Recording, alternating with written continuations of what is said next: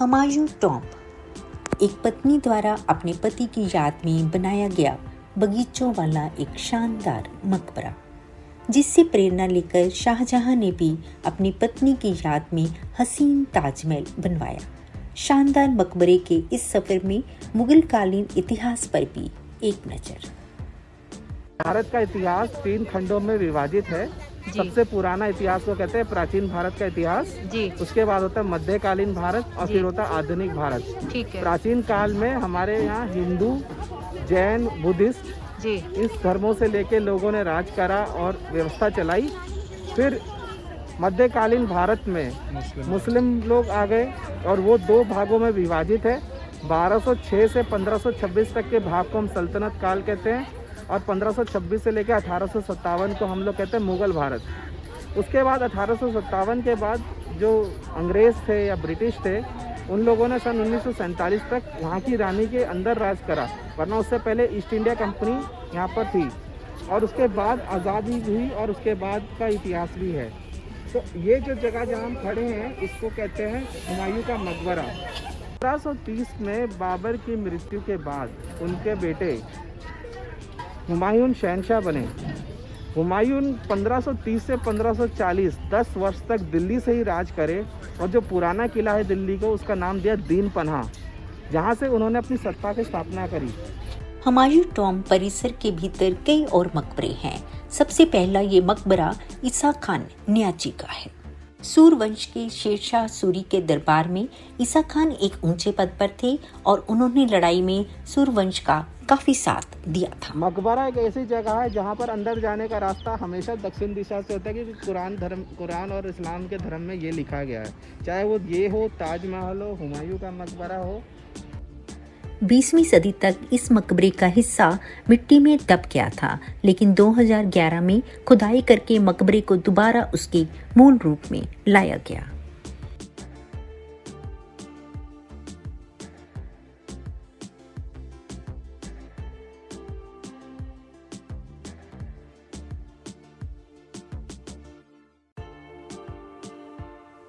ईसा खान का मकबरा भीतर से अष्टगोलाकार है। यहाँ पर ईसा खान और उनके भाइयों की कब्रें हैं। ईसा खान की कब्र बिल्कुल बीच में है, क्योंकि इस्लाम धर्म के अनुसार जिसके नाम पर मकबरा होता है उसकी कब्र सबसे बीच में होती है।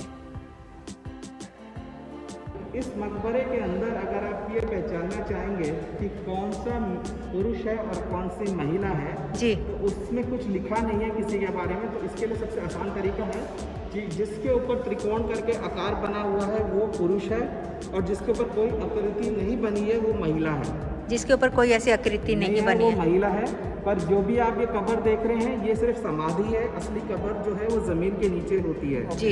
इस्लाम धर्म के अनुसार जब किसी को दफनाया जाता है तो उसके पैरों को दक्षिण दिशा की तरफ रखा जाता है, सर को उत्तर दिशा की तरफ रखा जाता है, चेहरे को पश्चिम की तरफ मोड़ा जाता है ताकि वो मक्का की तरफ इबादत करे। ईसा खान के मकबरे के बाद अब हम हुमायूं के मकबरे की तरफ जा रहे हैं। बाबर की मृत्यु के बाद उनके बेटे हुमायूं को 1530 ईस्वी में मुगल सिंहासन की गद्दी पर बिठाया गया। उन्होंने पाकिस्तान, अफगानिस्तान और उत्तर भारत पर राज किया। पिता की इच्छा अनुसार हुमायूं ने साम्राज्य को अपने भाइयों में भी बांट दिया। ये फैसला उनकी जिंदगी की सबसे बड़ी भूल साबित हुआ। यहाँ सौतेला भाई प्रतिद्वंदी बना, वही अफगान शासकों से उनकी कट्टर दुश्मनी थी। ये बू हलीमा का बगीचा है। बू हलीमा को हुमायूं की मृत्यु के बाद इस बगीचे की देखरेख की जिम्मेदारी मिली थी। बू हलीमा की मृत्यु के बाद उसका मकबरा भी इसी बगीचे में बना दिया गया। प्रथम मुगल शासक बाबर के बेटे हुमायूं ने राजगद्दी संभालने के बाद 1532 में अफगान सरदार मोहम्मद लोदी के साथ दोहरिया युद्ध, 1535 में गुजरात के शासक बहादुर शाह के साथ सारंगपुर युद्ध, 1538 में शेर खान के साथ जुमानगढ़ किले के युद्ध में जीत हासिल की।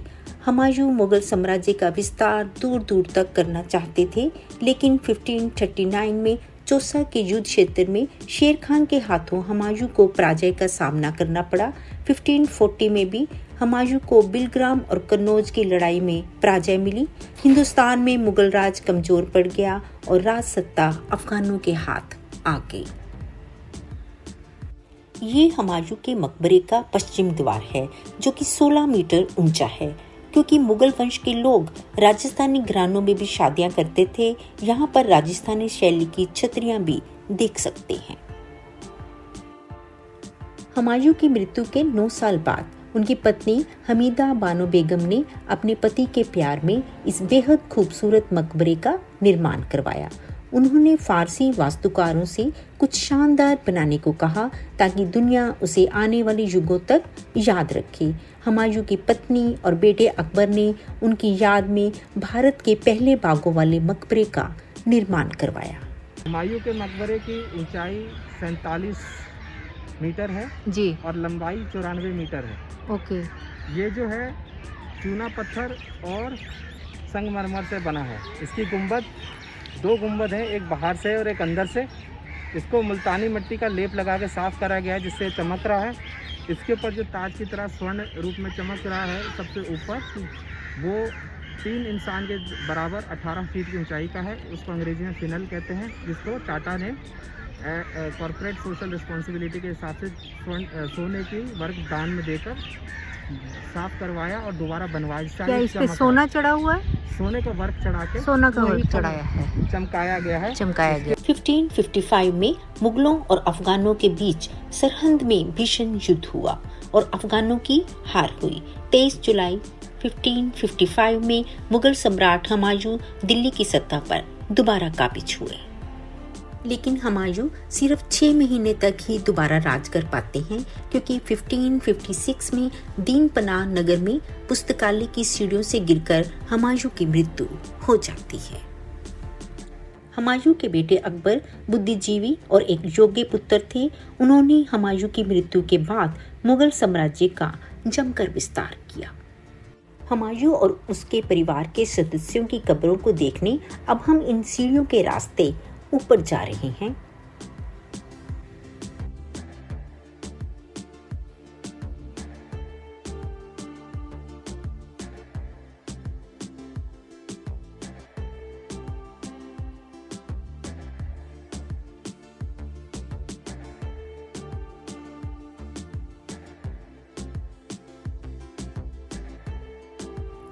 ये मुगल शासक हुमायूं की समाधि है। कब्र इसके नीचे है। आसपास के कमरों में भी उनके परिवार के लोगों की कब्रें हैं। हुमायूं के मकबरे के बाहर ये जितने भी ऐसे करके रूम्स बने हुए हैं, ये सारे के सारे उसी मुगल वंश की यहाँ पर सबकी कब्रें हैं और अंदाज़ा से यहाँ पे 167 कब्रें हैं यहाँ पर जो उस मुगल वंश के दौरान की हैं। यहाँ पर सामने हुमायूं का नाई और उसकी बेगम का भी मकबरा हम देख सकते हैं। कैसा लगा मकबरा? मकबरा तो ठीक था। 169 लोगों का मकबरा है ये। 169 लोगों की कब्रें हैं यहाँ पर, है ना, मुगल शासन के दौरान की। हुमायूं टॉम के बिल्कुल सामने सुंदर नर्सरी और कुछ कदमों की दूरी पर गुरुद्वारा दमदमा साहिब है। वहां जा रहे हैं। मिलते हैं अगले व्लॉग में। धन्यवाद, शुक्रिया।